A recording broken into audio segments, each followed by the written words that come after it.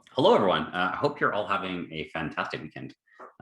Really a big fan of the mini hacks. I think you guys are doing a lot of really fun, cool things. So I'm going to talk to you today a little bit about IoT and really do an introduction to. So this talk is meant for people that haven't done a whole lot in the IoT space, but even if you have, if you've got some experience, hopefully you'll learn a few things as well. Now, I love doing these kind of talks, these kind of presentations. So if you have questions, you want to steer me in the direction, use the chat or even come off, unmute your mic and ask questions. This is all for you and all about you. So let's get the most out of it. And first, let's make it about me. And who am I? Well, my name is Adrian Stevens, and I work for Microsoft, which is actually a lot of fun. And I'll give you a little bit of history. I used to work for a company in Silicon Valley called Xamarin, and they used to make technology to make it easier to build mobile applications, like Android and iPhone apps. And it was a really fun story in that I got to watch this company grow, and they got acquired by Microsoft. And I wasn't sure if I wanted to work for Microsoft. I kind of heard some bad things about it. And I've been there now for 5 years. I really like it. It's a really fun place to work with a lot of cool people doing a lot of fun things. So, and I get to do fun things like this, like come talk to all of you. I also do a little bit of stuff on the side. I'm also a technical advisor. It's not a paid job, it's for fun, for a company called Wilderness Labs. And they're actually from some of my former friends and colleagues from that Silicon Valley company from Xamarin. And they started an IoT company. So I get a chance to talk to cool people and play with cool technology. So I'm going to show you a little bit of that too. And with that, let's jump into it. So I've always loved IoT. I love electronics. I love hardware. And it's been a fun thing I've had a chance to work with off and on for the past 15, 20 years. But it's really coming into its own now. And it says IoT is the new epoch. And what I really mean is it's going to be a big change in the world. It really already is, but it's going to become even more so. Now, it's fun. I've been doing this for a while now. And when I was in high school, I used to roll my eyes when people say, well, when I was your age, and now I'm older and I could say things like when I was your age. And when I was your age, the internet was just starting. And it's kind of neat to think about really quickly. We've gone through some really big technology changes. And in not over that long of time, last 50, 60 years. Weirdly, I don't know if you've seen, there's a really great movie about rocket launches. I'm blanking on the name now. Hidden Figures, where they're literally doing calculations to launch rockets by hand. And so at the time we didn't have computers, which is kind of weird for me to think about. That was before my time. But having computers changed the world. It gave us the ability to do really fast calculations. And then we moved into this world where we had computers, but not everyone had computers. And then in the 80s, well, heck, we got to this place where computers in households were just common. And that was a world you grew up with. That probably just is for most of you. There's just always computers around. That wasn't the case. But that really changed the way we all worked. But now, with cell phones, everyone has really powerful computers in their pockets. And again, really cool that you grew up in a world where that was capable, that was possible. We're really looking at another big change now with the Internet of Things. And in a way, we're already there. So the IoT market, it's kind of weird. It's already actually 3 times the size of the phone market. And part of the reason why we don't see it front and center is there's not quite this hero product. We have this, iPhone, Android. Those are big marketed consumer things that all of us have in front of us. I imagine a lot of you have phones.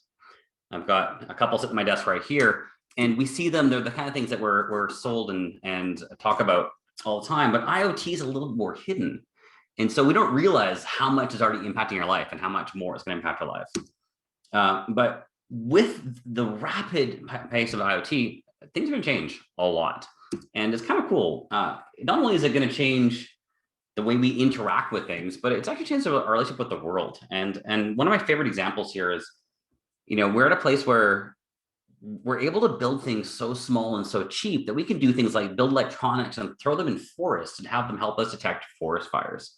It gives us a rapid source of information, and it's really a powerful, amazing thing that's going to change all aspects of our lives. And so, yeah, let's say it's the interactive world. And so the reason I'm talking about this is because it's a really, really, really fun time to learn this stuff, to learn hardware. I'm guessing a lot of you have probably tinkered with these things already. How many of you, feel free to answer in the chat, how many of you have already tried IoT of any form? Maybe use an Arduino or Raspberry Pi? Any of you? Yes, Victor has, fantastic. And feel free to answer.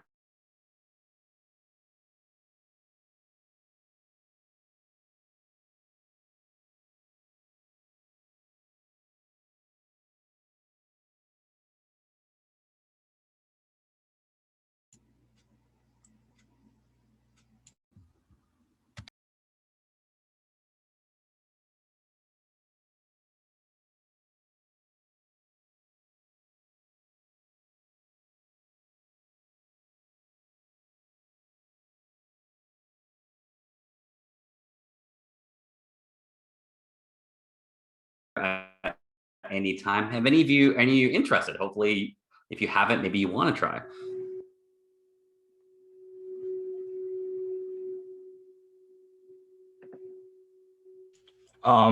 Was there like a delay or something?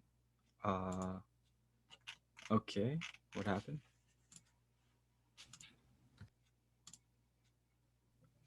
Are back. I don't know what happened. I'll make you hosting. All right. It might be the Wi-Fi. I don't know.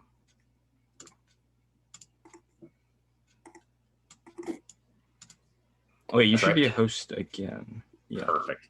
It's a good clear spot to jump back in. We're kind of getting into the fun stuff now. Sorry for the interruption, everyone. Get that back up. So yeah, let's jump into it. We're gonna cover really what IoT is, learn a few basics, and then I'm gonna show you how to do some fun things. Hopefully you can see if my camera's on. You can see this lovely lighting strip in the background here. I'm gonna show you how you can build these kinds of things and get a head start in building more complex things. If we have time, I'll show you some other fun stuff I've been taking on. How to get into things like building custom printed circuit boards. This is a little handheld gaming device we're working on, and all kinds of fun things like that. Cool. All right, so what the heck is IoT? My guess is you all have an intuition, a sense of it because you're here. And it's one of those funny things where a lot of people say they sort of know it when they see it, but you can find a lot of different definitions. The definition I like is it's an ecosystem of smart devices that are connected to the internet. So a great example of that is something like a Nest, where it's a device, a thermostat. It's a smart device, so it can connect to the internet, it can store data, and it can make intelligent decisions based on that data. And probably a better definition is it's those smart devices, but the Internet of Things are really the things where they're not normally or not historically connected to the internet. Is a smartphone an IoT device? Well, in a way it is. It connects to the internet. It's something that way back in the day we used to not have connected phones, but it's become so common that we don't necessarily usually think of it as IoT. So IoT is often those things that are new to the market. Another definition is really it's that spirit of people building and making things at home, that maker scene as well. And I think all those definitions work really well. And I think they're all pretty cool and they're all a lot of fun. So with that, let's talk about what you're gonna need. Well, so if you want to get into IoT and you haven't done it yet, well, you'll need a few things. I know a couple of them you already have because you're here, but you're going to need a computer of some sort. Windows, Mac, or Linux. Generally speaking, they're all pretty friendly for IoT these days. Linux sometimes takes a little bit more work, but if you're using Linux, you already know that. Windows is usually the easiest path, but of course, Mac is really, really well supported. And then you're gonna need some sort of IoT development device, some custom hardware. We'll look at those in just a second. And then generally you're gonna wanna have some parts, something to build with. And then of course, because it's Internet of Things, you're gonna want an internet connection. I already know you have that because you're here as well, of course. So there's quite a few devices on the market and way more than the four I'm showing here. But I want to talk a little bit about the differences, the similarities, and why when you're just getting started, it almost doesn't matter where you start. So I'm going to guess that most of you here have heard of Arduino. And if you haven't, Arduino is a really Excellent. I saw someone likes to try IoT. Arduino is a very common board, and it's relatively inexpensive compared to the other ones. There's a lot of them out there, and it's a really great place to start. If you're going to buy one from scratch, Arduino is a really good choice. Low cost, and you can even make these from scratch by just buying the individual pieces if you want to build your own. You can look at something like a Raspberry Pi, which is a higher cost device. It's actually a lot more powerful. It comes with a little more higher cost, fewer capabilities. And then there's some other ones that are a little bit less common, but equally powerful. So I mentioned my friend's company, Wilderness Labs. Meadow is a board that I really like, and I use it quite a bit. And CircuitPython devices are another really powerful one, a common one as well, where Python being a really important programming language. So I'll ask you all, why might you pick one over the other? What might influence your choices for which board you might pick?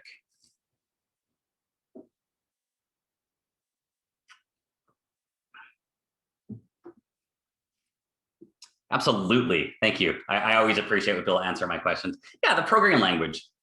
If you're going to pick one from scratch, that's one of the most common filters people use. So Arduino uses a variant of something called C or C++. Meadow, the reason that Meadow is interesting in my friend's startup is because it's C#, and there's not a lot of great ways to do IoT with C#. I'm a big C# developer. That company I mentioned back in Silicon Valley, Xamarin, was all about C#. So it's a language I know very well. Python, really fast-growing language, really powerful language as well. I'm a big fan of that one. So CircuitPython's cool. And then Raspberry Pi, notice, actually supports a lot of languages. And the Pi is really cool because it's really more than just a little device, but it's actually a mini computer. And that allows you to install levels of software on it. And so you can generally pick whatever programming language you like. However, the setup requirements are a little higher. Arduino is just running C out of the box for the most part, ready to go. Same with Meadow. Meadow is set up for C#, whereas Raspberry Pi, you have more flexibility, but a little more setup.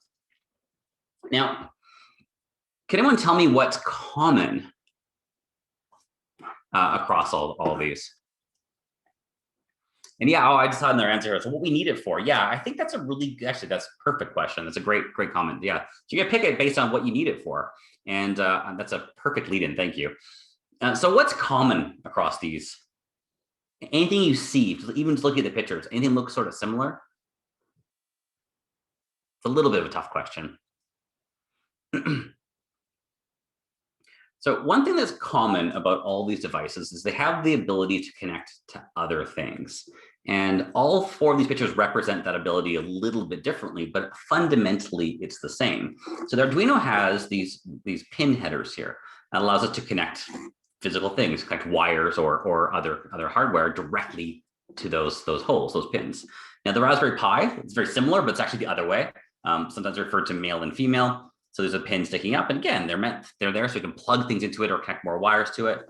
See the CircuitPython image here. Actually, there's more like solder pads. So they don't grab, but you can solder wires to it. And Meadow actually is actually very similar to both of these. It has these holes here, and those are set up so you can actually add pin headers. Since I have one handy. So my Meadow board, you can see if you look at it. Let's see if my camera works okay. So it's actually very similar to the Arduino, where it has the holes you can plug into, and we've actually soldered those onto the board. So you actually, generally, when you get these things new, you have the flexibility to set them the way you want. But it's all about communicating with the real world, the in and the out. So one other really important thing you need to know when you're working with these is these little things we call prototype boards or breadboards. And I've got one here as an example of what things wired up to it. And these are a really great way to get started with electronics, because you can plug things in and connect things up without making permanent attachments. So that's why we call them prototyping boards. We can test things out. And there's a couple of fundamentals you need to know about these. So they're designed to allow us to plug things in, and they actually have connections underneath. So on the left side and the right side, hopefully you can see this, we have a plus and a minus. That's our positive and negative. And in this case, it's vertical, it's up and down. And the way these are wired up underneath is everything in this column is connected. So I have these blue lines here. Oops, back. So if I plug in anywhere on this column, I plug in two things. Those things are connected underneath. Now it's very similar in the middle here, except in this case, they're gonna go left and right horizontally. So A, B, C, D, and E for each row. So 1A is connected to 1E. 3B is connected to 3D, etc. And important to note that they don't cross this gap here. So this is actually broken apart. So if you wanted to connect, 4E to 4F, you'd actually have to run a line, a wire across that. Really fun for plugging things in. And so we saw the positive and negative, and that's actually a little indicator of how IoT devices communicate or speak. Now, there's lots of variations and things will get more complicated to get into more parts, but fundamentally, IoT speaks high or low, and it's kind of like on or off. And it's interesting, it's almost, when you get down to the fundamentals, it's almost like turning a switch on or off. And most of these devices, high or on is 3.3 volts. So really actually quite low voltage devices. Some of the older ones also use 5. But you'll see most of the new ones today are 3.3 volts. So that's the on state or the high state. And then the off state is 0 volts, or what's often referred to as ground. And you can even think about batteries. Most of these batteries, primarily this ones are 3.7 volt on this one. So they're designed to be, a voltage that's common for common battery types. And so this battery, one end of it is ground, and one of it is 3.7. If anyone wants to correct me on that, you please feel free to. Okay, so got some breadboards, got some voltages. So what do we do with that? Well, we can connect things up. We talked about those inputs and outputs. So let's see what it might look like to connect something. And I think one of the first things you're going to connect are either a light or a button. And that's actually really fun, because a button is a way for us to send information to basically communicate with the board or with your IoT device. And the light's a way for that board to communicate with us. Right? We push a button to give it information. It can turn a light on to give us information. It's like we're talking. So let's look at how you might wire up a button. So on the left side here, so it's really kind of cool. This is very common. All these boards will have this. This is a ground connection. So you connect a wire. Now I connect a wire all the way over to, remember, this whole column is connected. So connect it onto this is what we call the negative bus. You could use either side, but by convention, you'll use the blue side for ground. And then if I plug in another wire here to this, these are now connected. And so this is now connecting ground to our button. And then we've got another wire here that goes from our button into pin D8. And so the D stands for digital. And so digital means it can speak on or off, ones or zeros, or high or low. And so we can tell the Meadow that we're going to send it a message when we set it to low or to 0. So in this case here, we connect the ground to the button, we push the button, and that's going to change the state of this pin to low. And so when that goes to low, our IoT board can detect that, and we can write some code, we can write some software to do something with that. And so that's how we basically the fundamentals of communicating. And very similarly, for the device to communicate with us, well, we can have it turn on a light. So notice something very similar. Again, we connected to ground to that same spot. And this is a little bit more complex, where now we're connecting a voltage in this one as well. And so actually, I don't think that voltage is used here, but this is a nice example. So it's not labeled on this graphic, but this is actually our 3.3. This is our high state. So this gives us a positive voltage. Now, if we look at our wiring, so again, we're using pin D8, and that's coincidence, but it's also a really powerful message to show that these pins can be used to read information in or send information out. And so this actually ends up connecting to our light, our LED, and then this goes all the way to ground. So basically it's our positive power source through the circuit, back to ground, and then back into our Meadow. And this is going to allow us to turn a light off or on the Meadow board or on the IoT board, input and output. And then when we build more complex things, it's really these type of patterns, but it just builds up a little bit bigger. Actually, I want to show you, I can switch this. I should this one first. Changing my order. So so now in that same spirit, so this is a fun little sample project a friend of mine had wired up, but it's really very similar. So we talked about input and output. Well, we can use other things for input. And this one, for example, is using something we call a potentiometer. Or sorry, it's actually a rotary encoder. And that's just a special type of rotary that allows us to detect all the positions or how it's changing as we rotate that dial. But very similar to our button. We're going to connect some wires. Our board is going to read it as it turns. And then in this case, we're going to have output. And our output, instead of a light, well, it's actually kind of like a fancy light we're used to display. And display is really like a whole bunch of fancy lights all put together. And we're gonna talk a little bit more about that. But again, that same pattern, input with our controls, output with our display. And then of course, we can also do output with, well, via the internet. So if we want to store some data for reading temperature values, for example, we can send that off to a server or something like a cloud hosting service. I work for Microsoft, so I would always say something like Azure, and Azure has the ability for us to store data. So, but again, that idea of input and output. So let's talk a little bit more about the color and the lights, and I'm going to show you a little demo. So I want to show you a little demo about controlling colored lights. But before we do that, I want to talk about how computers represent color. I'm going to pause. I just see. This is a really good question. So Eric asked, I'm going to pause here. What specific majors in university college engages in IoT? That's an excellent question. I would have to check, but I do know that Carnegie Mellon University has an entire cloud computing and IoT major. And I believe Berkeley does as well. Back when I was in school, we did it under physics. So the things have changed quite a bit. So I'm not going to be the authoritative expert, but I'm fairly confident most tech universities are going to have IoT and cloud computing base majors. I'm almost certain places like MIT do. It's a good question though. Should find out. I went to UBC. I'd be curious what they have now. But I will say it's most likely going to be in the computer science departments. Great question, Eric. All right, so let's talk a little bit about computers and color, because this is going to be fundamental to the stuff I'm about to show you. So we're getting into some demos here. So computers represent things as numbers, effectively. And really goes right down to it becomes bits and bytes. So actually kind of that on and off that we just talked about a minute ago. So generally speaking, now there are variations, but generally speaking, we represent colors on a computer. We have a red value, a green value, and a blue value.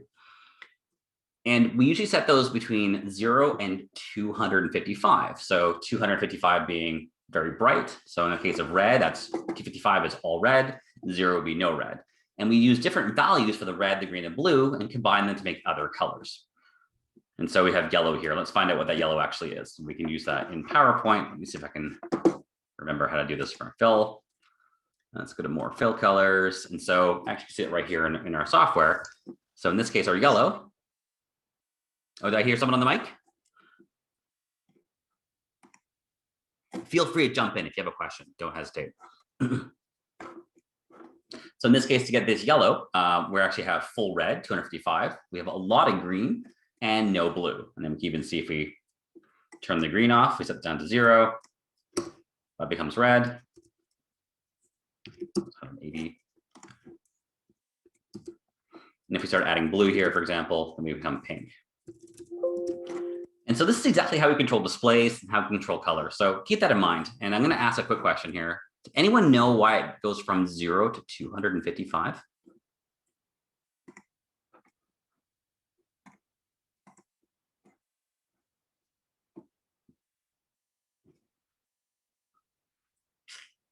Fantastic. So Alex said because binary starts at 0. Yes. So that is really important. Absolutely. So it does start at 0. So 0 is our first or our off state.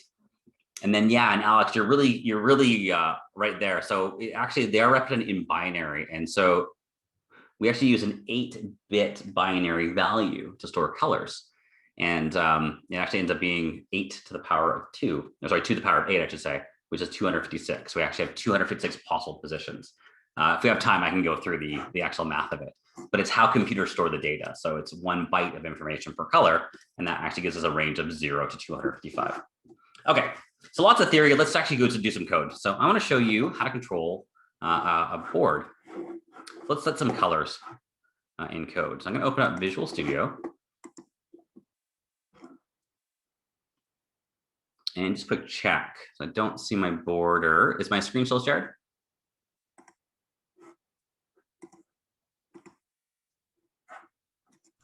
Yeah, it's still shared. Yeah. Thank you.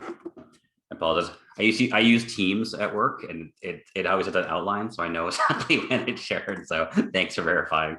Appreciate that. All right, so I'm not going to go into too much detail of the code. but I'm going to use a Meadow example here, and that's C#. But I like C# because I'm familiar with it, but it's actually it's a relatively easy language to learn.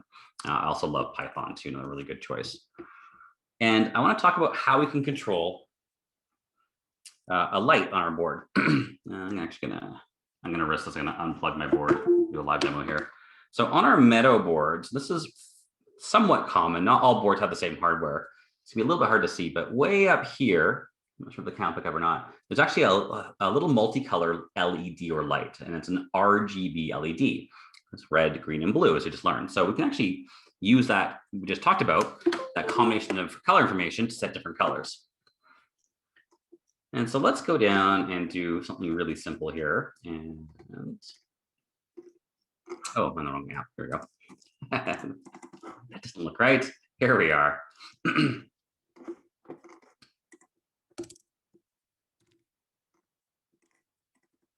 So in C# we have, we'll make what we call objects, but basically we write a little bit of code that's going to represent the physical thing. And in this case, we have something we've called onboard LED, which is going to represent that physical light on our board. And so we can write code now, and I can do things like I can say set color, and I can do a new color. So I'll show this to you.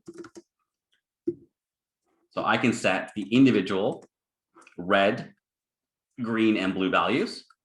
But I can also use some convenience, some helpers in code, because we programmers we're a little bit lazy. We don't like to do more work than we have to. And so in a lot of programming languages, there's predefined colors. So I could go ahead and set something. Let's do something that's be bright. Let's do lawn green. This is really fun. So I can now control a physical thing on our board by just calling this method that says set color and give it a color. And I'm going to deploy this.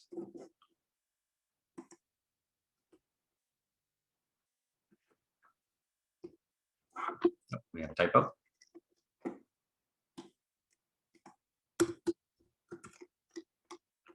We won't worry about specifics, but I can go into more detail if people want to see more about the other code in here. Now, I just need to do one quick thing, and that is set the right output. There we go. I've done on my other screen.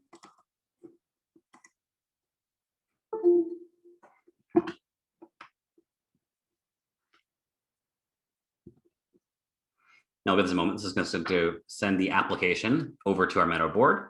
And so this is typically how we work with IoT devices. We write a little bit of code, we plug that device into our computer, and then we're going to send the compiled application over to our board. And this is pretty common for all of them. And looks like maybe I'm deploying a couple of files here.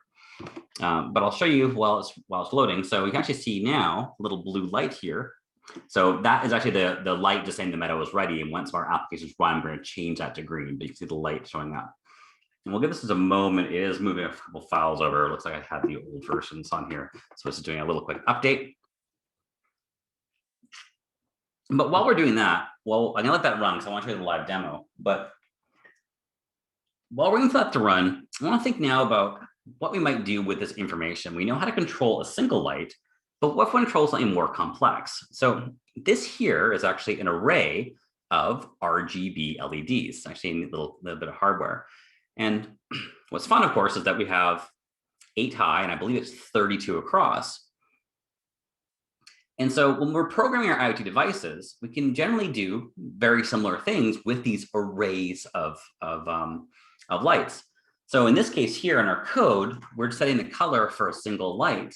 Well, I'm going to show you a demo here in a moment where we're actually able to set not just the color, but the index. And that's going to allow us to do a lot more control. And so we can do things like set an individual light to a certain color. But of course, what this really is, it's a lot like having a display, right? We have rows and columns. If we turn on certain combinations of lights, well, we can represent images and text and all that kind of fun stuff. And so although this is very large, it's actually a lot like doing really simple graphics programming. And just check and see our deployment's at here. Still going, okay. So I'm gonna talk about one more thing. I wanna show you the live demos here. This is the fun part is actually seeing it go. So this here is what's known as an APA 102, and they're controllable strips of LEDs. And I have the exact same type of LED running in the background here. And you can see it's been running the whole time, changing colors. So I'm going to show you how we control lights like this with a little bit of IoT programming.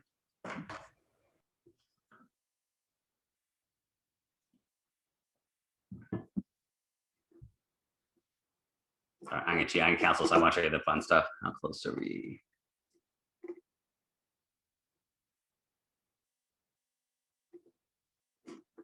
Yeah, let's do this way. I'm going to cancel this demo. I want to show you the other one. Actually, you know what? I'll show you the code for the LED lights while it's still deploying. We can do both. We'll do a little bit of multitasking. So we talked about having something that represents that LED light, that colored light in our code.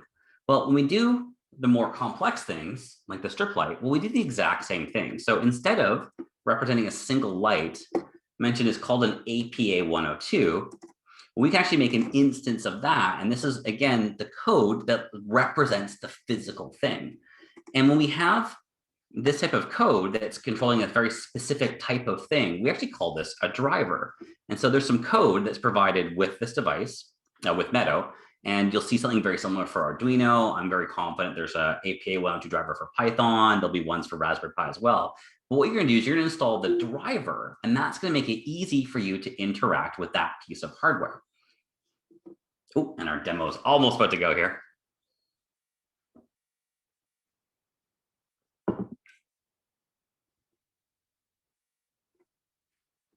There it goes. All right. Just for completeness here, see, well, you can even see that, I think, with the background lights, might be hard to see. I'll try in the camera, but there actually is a lawn green light set from our other app here. We set it to lawn green, and we now control the LED. So just like that, with our set color to control our single LED, we can do something very similar to control our strip of LEDs. So let's go look at our code. And so there's a little bit of extra work to be done here, because, more out of convenience. So because we have more than one light, we want to do a little bit of work to make sure we're setting the state of the entire collection of lights. And so this is very common for a driver. So in this case here, LEDs, that we've called it LED strip to represent our strip, and we call clear. And what does clear do? Oh, and then let me pause here and answer the question. Someone said, is the Meadow board similar to an Arduino? It is very similar. Meadow is a little bit more powerful. It has a little more compute than the older Arduinos. It's very similar to the newer ones. And then again, the biggest difference between Meadow and Arduino is how you program it, CSharp versus C++, or there's some Python support for Arduino now. So for LED strips, we just say clear. Clear says, hey, well, let's just turn all of them off, so it's in a known state.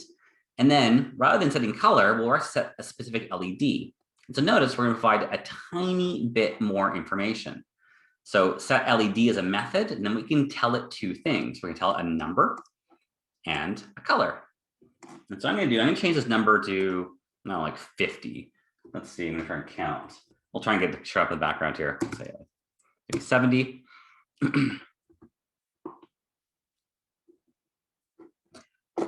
And then we call show. And so what we do here is we say, turn them all off. I'm going to tell it what lights I want and what colors. And then show base says, and send that information to the device. And then sleep here, this is very common in programming. Sleep base just says, just hang out and wait for a minute. I'm going to make that a little bit longer here. So let's do that. So we're going to deploy. Hopefully it's a little bit faster. I think I need to set my port again. There we go.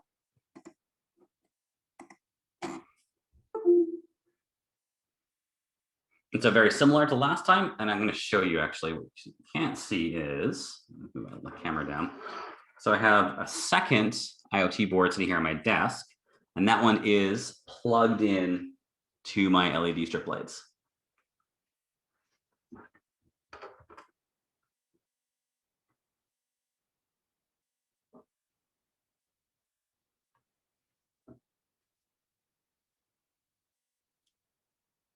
Oh, this is fully deploying again too. Okay.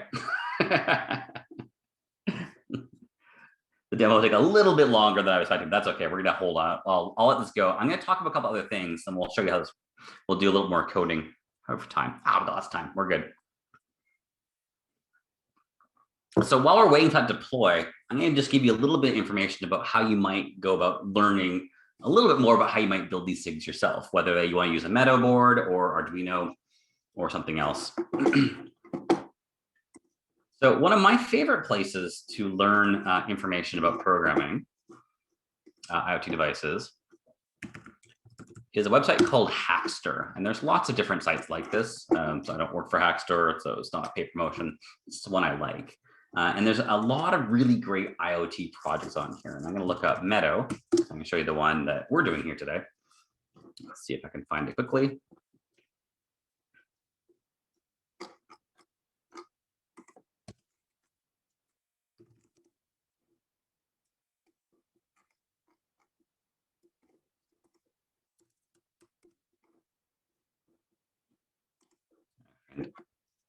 There it is. Called us the smart holiday lights. So Hackster is a great place for getting information, and they do a nice thing here where when they give you the instructions, but they also tell you what hardware you need. And so, of course, in this case, we're showing our Wilderness Lab Meadow, my friend's IoT board, but there's a ton for, if we go and search for Arduino, it's a whole bunch of really cool Arduino projects. There'll be things for Raspberry Pi, probably a whole bunch of other technologies I don't know as well. But I love it. It gives you the little list of parts and it gives you all the steps you need to go through it. And generally speaking, these projects are pretty good. And so my friend here who built this one up, you can again see the wiring. And again, very similar to what we saw previously. We run our power line over here into our power bus. Here's our ground wire again too. Connect ground to the lights, connect power to the lights. And here's actually a fun little thing. So the Meadow works at 3.3 volts. It's our high state, but this light actually runs at 5 volts. And so a lot of the devices that normally operate at 3 volts, 3.3 volts, also provide 5-volt power. And you'll see that on Arduino, you see that on Raspberry Pi as well. And so if you need to draw that higher voltage, you can do that. You can also do it by using an external power supply. In this case here, we're using the 5 volts, so that's what the light needs. And then here we're connecting 2 wires. And these wires are a little bit different. It uses something called SPI or serial peripheral interface. And it's a known standard for sending information back and forth. But what's cool is actually under the hood, it's just on and off. It just sends these high and low, high and low. But it does it in a very specific order. So the Meadow and the lights can talk. And you'll see those types of things. It's fairly common. And but they're actually kind of interesting. You can go look at them on Wikipedia and see how they work under the hood. But the fun thing is when you have drivers like we saw, we have this way of representing this in code. We don't have to worry about all that complexity. Let the driver worry about that. All right, let's see. Oh, I think I missed it. All right, this will be fast now. If I can deploy. Let's do deploy. Okay, so we're gonna run this again. So we've set the 70th light to be azure or blue. So as you watch over my shoulder, let's see if I can get out of the way enough here.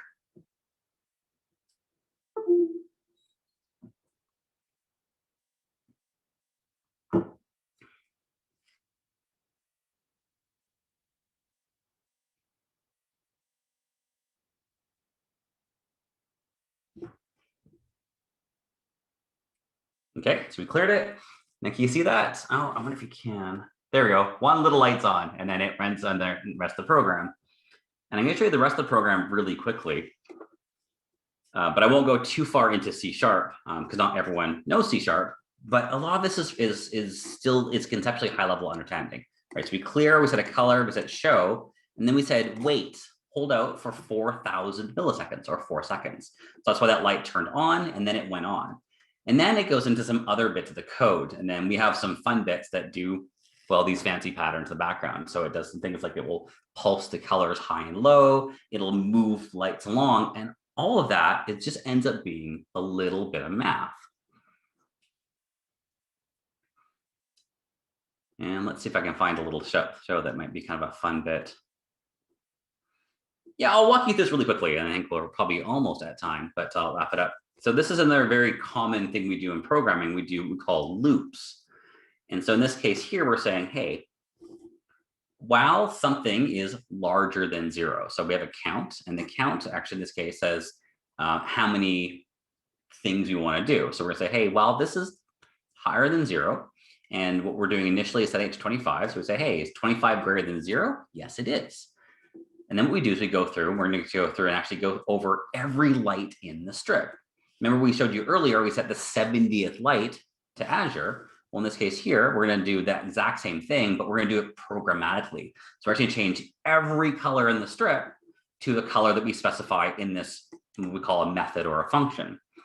And so what the code is doing, if you scroll up, is it's sending, well, the first one is red. So we say, hey, I want you to do this for the red color, then for green, then for blue, then for yellow. And so all we end up doing really is a little bit of math, and we go through and we change the state of every light. And this, if you're not used to programming, this might be a little bit confusing, but if you go through it and do it slowly, I guarantee you, I know this group here is a smart group. You'll absolutely be able to learn this with not, a weekend or two, and you'll start to get the feel for this. And the great thing is, back with places like Hackster, you can start with the sample code, run the sample code, and then learn from it once you have it running.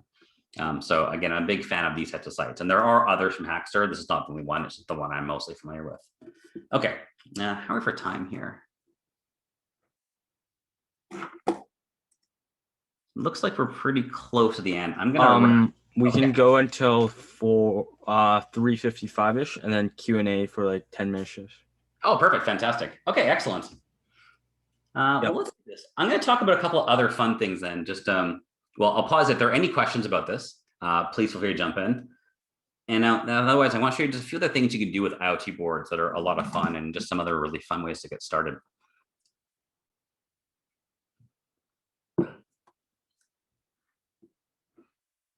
All right, so we saw the lights, and I love the lights demo. This is a fun one. So at work, I run this all the time, and my friends and my colleagues love it.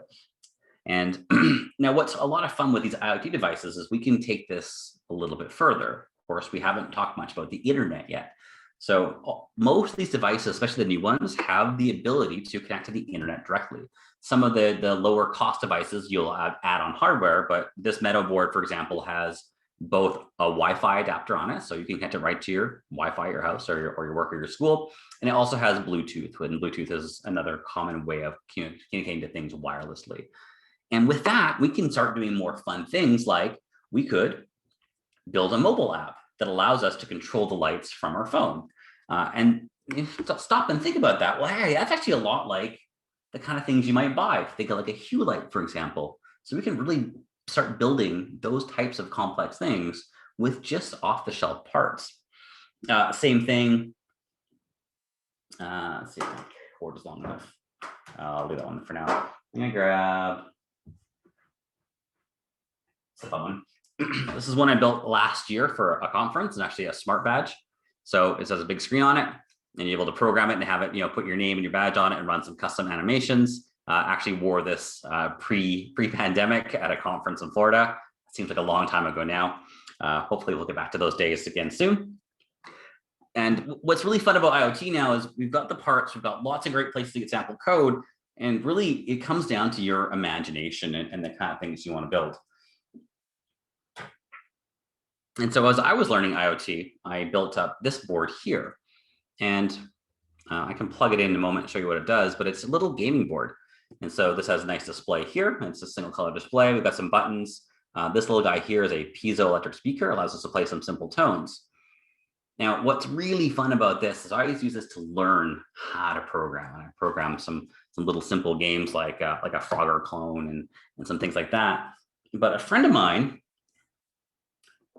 is really good at building the hardware. And so you can now take those designs, we talk about the word prototype, where we prototype on the board, right? This sort of non-permanent build. But once you've got something that works nicely, this is again where I could say, back in my day, we didn't have access to these things. And it's true. To actually make real physical things, it was more complex and more costly. What's fun now is we can actually build custom circuit boards relatively inexpensively. It does cost money still, and we got to ship things over, but compared to what it was 10 or 15 years ago, it's much, much cheaper. And so a friend of mine is actually really good at designing these printed boards. And so very similar thing, we have a display, we have buttons, and we're actually able to make physical permanent things. And then of course, with 3D printing and such, we could start printing cases and actually make real things. And one of the fun things that we're working on right now is some hardware for motorizing blinds and so making smart automation for a house. So we'll actually use we'll use the Bluetooth and Wi-Fi capabilities of the device and be able to control motors, put the blinds up and down. Actually use NFC cards, so they use smart card readers to actually use those to secure and activate the blinds. And it's a really kind of fun time to tinkering with hardware.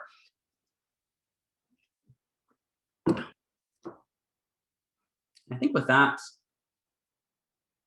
actually, I'm going to show you one last thing, and then I'd love to ask some questions or answer some questions if you have any. If you're wondering where to start, and if you don't have anything handy, I like to say is start with what you have. And if you don't have anything, I do like these types of kits. And you can often find them. This one's a little bit fancier. You can usually find like lower cost, and Arduino ones are generally a little on the cheaper side. You can find these type of kits that have all the parts in them. So this one here, again, not sponsored, but it's a company I've used, so I know they make decent stuff. This is a little robot kit, and this comes with an Arduino board, and it comes with a motor, and it comes with some displays and some sensors. And these are really great ways to get all the things you need working together. And so you get a kit that has all parts that are compatible. And I'm actually semi in the process of putting that kit together. But I find that's a nice way of just keeping yourselves on rails. And then once you're used to it, it's actually relatively easy to find parts at all the usual places. Places like Amazon, eBay, and AliExpress often have good low cost prices parts. And then there's some other good stores like SparkFun and Adafruit have a lot of really fun, fancy devices as well. I think I'll leave that here, but again, would love to answer questions if you have any. Don't hesitate to reach out to me on social media, Instagram. I do post a lot of pictures of my IoT work on Instagram. So if you're curious to see what we're up to. And thank you so much.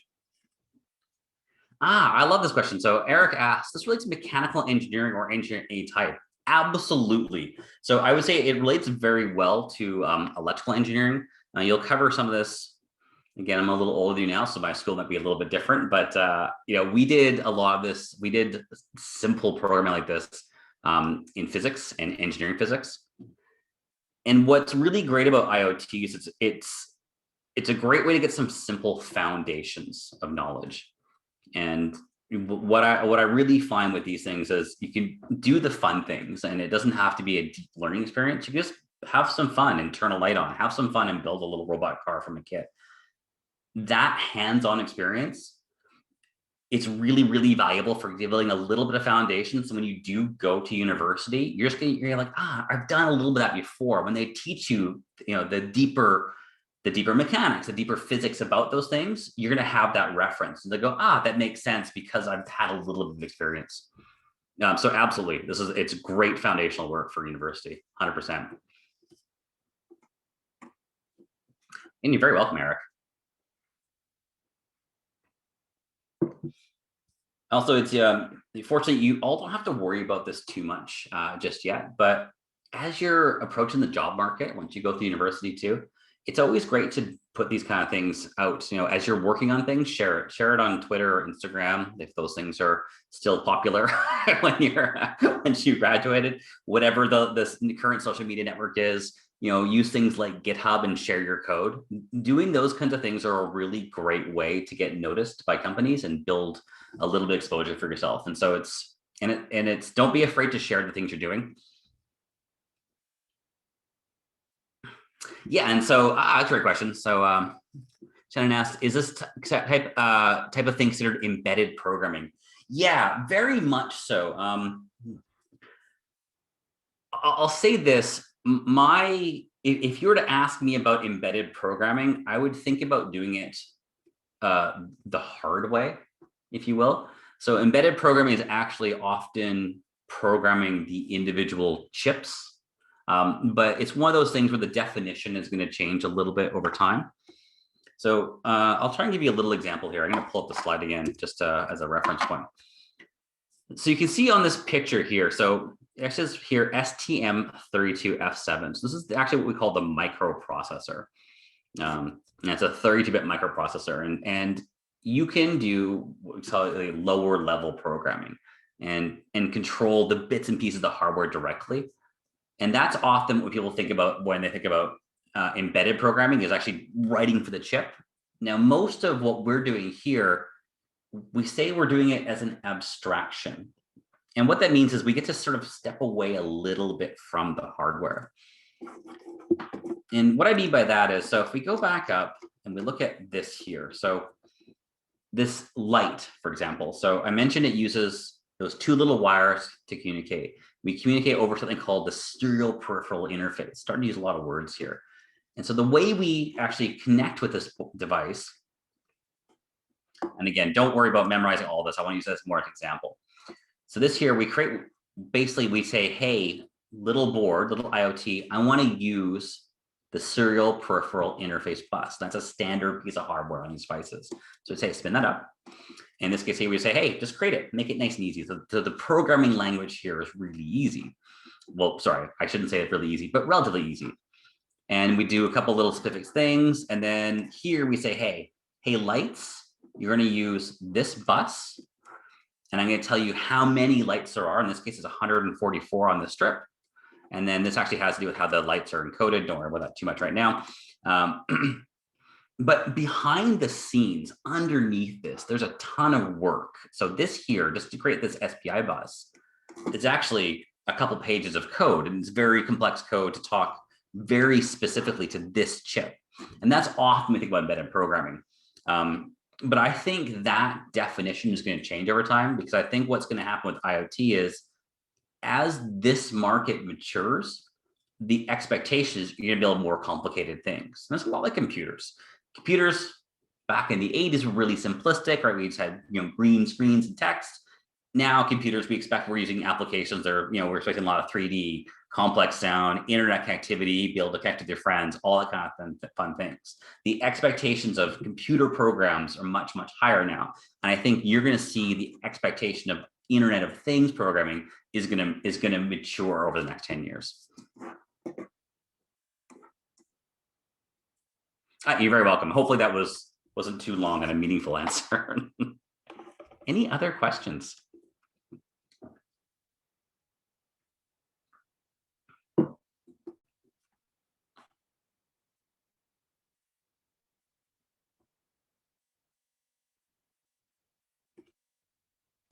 I've got a question. Great. So you said you went to UBC. So which program did you go to, and which degree did you take? And did you take like a master's of anything? I haven't done a master's yet, so I've got a bachelor's of science in physics. Okay. And I did two minors. I did a minor in chemistry and a minor in mathematics, and it was fun.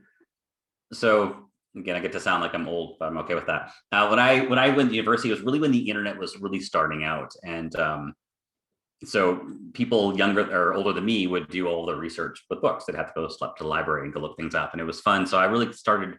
I went through school at a time where suddenly we had access to a lot of information, and so I ended up doing a ton of programming in my physics degree. So I got to do fun things like we did like solar system gravity simulations and OpenGL, and we actually did some 3D programming.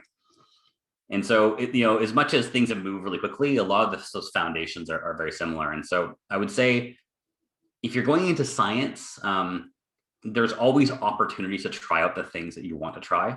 Don't feel like you're going to be constrained, and you've got lots of room for electives too. Like I really enjoyed physical chemistry, so I just physical chemistry. I never used it, but it was fun to learn. I like mathematics, so I did extra math courses. Why I ended up getting a minor in it. And so I had friends that did engineering physics, which I would probably say might be. No, actually, I'm not gonna say that. I actually really think for university, you should focus on the things you're passionate about and think about what types of careers you want, but don't feel constrained by it. And especially in technology, your degree is important to get you started, but once you're going, it's really more about what you're able to do and what you've learned. So my example is, so I have a degree in physics. So I work for Microsoft. I've worked as a software engineer. I've worked as an instructor. I'm currently I lead a team that builds technical training for Microsoft. And so my degree in a way is really, really valuable for me because I learned how to work on complex problems. Physics was hard, but a lot of fun. But I don't actually use my physics degree every day. I learned how to think and I learned how to solve problems. And so don't ever feel limited by your choices, but of course, try and pick the fun things for you. But Okay, yeah, that sounds good.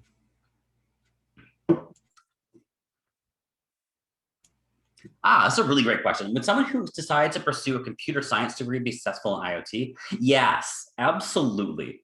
And again, with that idea of embedded programming becoming a little bit higher level, I really think IoT is going to become more of a software focus. Knowing the hardware is important, but it's going to become more plug and play. And this is a great example, right? We've got a complex strip of lights. It's 4 wires. Plug that in. That's pretty easy. Hooking up the hardware hopefully become the easy part. And then controlling the hardware is going to be the interesting work. And that's where the software comes in. You're also going to see, we didn't talk about it much, but IoT is really going to be, we often talk about it as edge computing or smart computing. So the devices are important, but when you're doing bigger complex things, it's going to be the hardware of the device, all of your wires and sensors, but it's going to be also the cloud side where you're going to send that data and what you do with that data. Yeah, so very much a software type of job, computer science, 100%. And Microsoft really, from a Microsoft perspective, IoT to Microsoft is really all about the cloud that supports IoT. They do make some IoT hardware, but they're on the cloud and the processing. It's all about the data when you look at big corporate enterprise. You guys have a lot of really cool places you can go with your careers. Machine learning will be a lot of fun. Data analytics, lots of jobs there.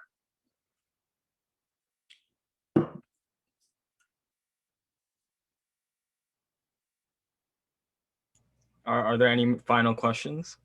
I see one that came in, so I apologize for the people that send direct messages. So I hope you don't mind me reading them out. But the question is, would you consider software engineering or computer science for someone who doesn't know what they want to in the future, but is based on those areas?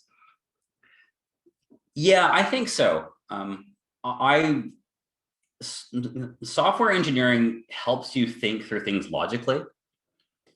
And I think we're going to see, there's going to be 2 types of development of programming going forward. There's always going to be a need for people that can write code. But we're also seeing things where we're calling no code or low code. And it's kind of like drag and drop programming. You all may have seen this in high school already, depending on what you have access to.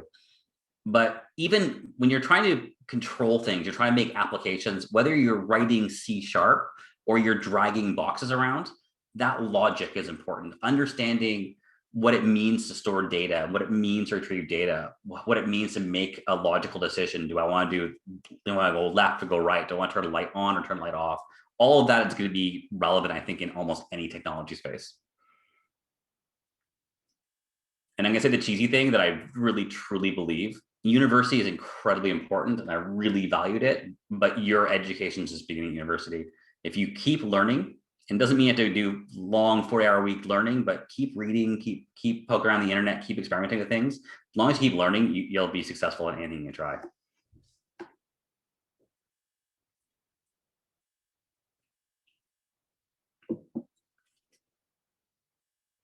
Yeah, if anyone would like to know more about what the jobs are like at Microsoft, I'd be happy to talk about it. There is every kind of job at big technology companies, Facebook, Amazon, Microsoft, Google, those big companies, everything from running projects to running programs to writing software to building engineering to planning engineering to architecture. There's just a lot you can do. And there's big demand for people with technology skills.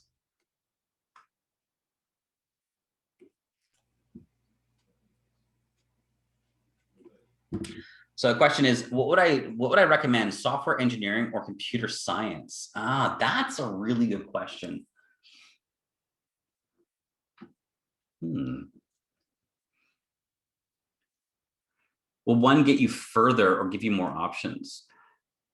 So I really do mean what I said. Regardless of your degree, you'll keep learning afterwards. And so again, like I went and did my physics degree, and I learned how to write C++. I learned how to write C#. And then I've learned IoT. I've learned how to do machine learning. And so a lot of that was learning after university. So I don't think you're going to be overly limited. I do think software engineering. Yeah. So I'm going to give you the lazy answer. I would take computer science over software engineering because I think it's really interesting to understand how things work. And then when you have that foundation of knowledge, I think it's easier to learn the higher level things. And that's why I found physics really valuable. I like knowing how the physical world works. And then I can map that to how computers work. And then I can learn to program, because if I understand how it works fundamentally, then the code makes sense.